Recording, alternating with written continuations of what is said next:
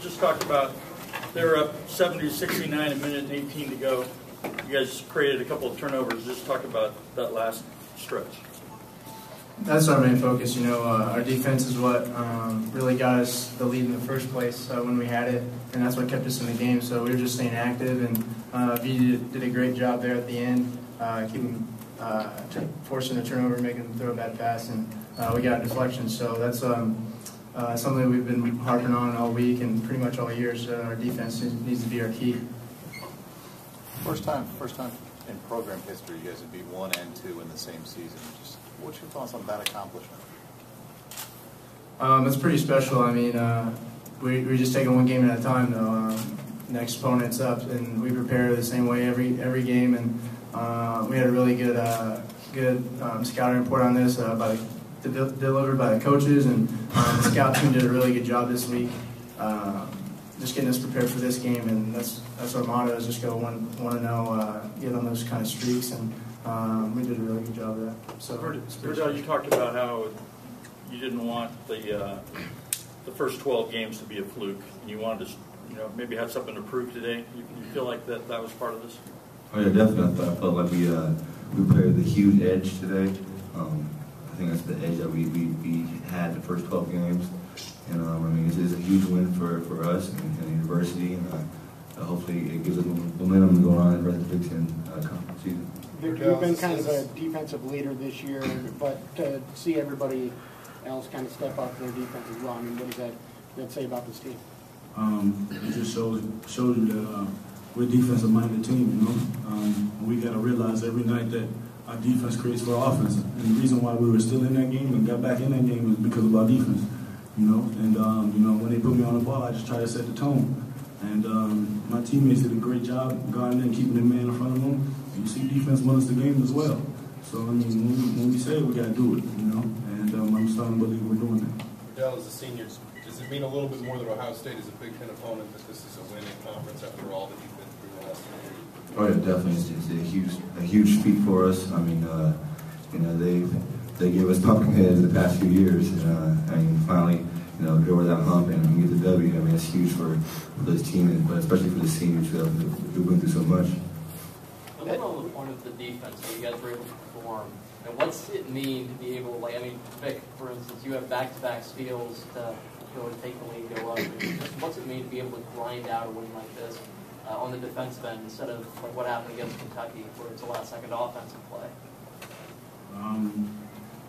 It just shows our toughness. I mean, we're building it and we're trying to grow our toughness every day. And it starts on the defensive end.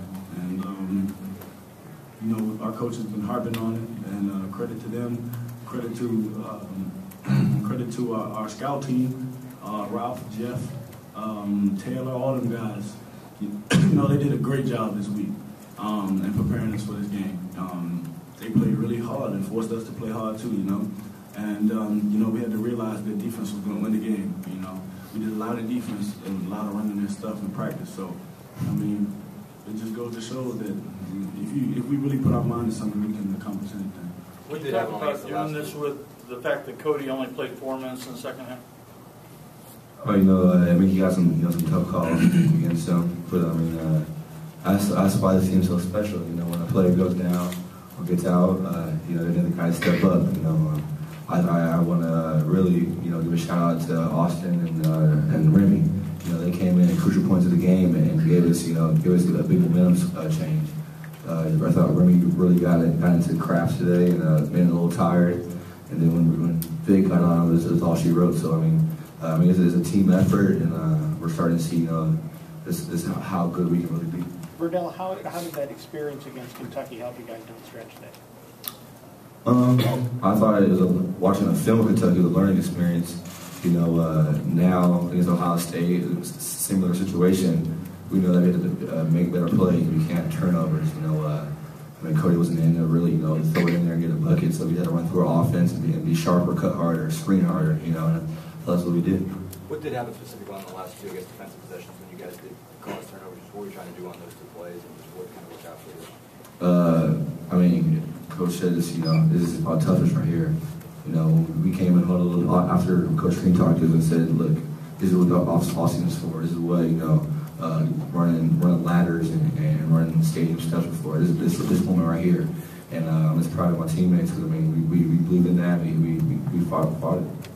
Jordan, can you talk about that sequence there where Smith hit the three on you in the corner and then you came right back down and hit the three on him, and just kind of the importance of never backing down, letting one shot dictate the next play?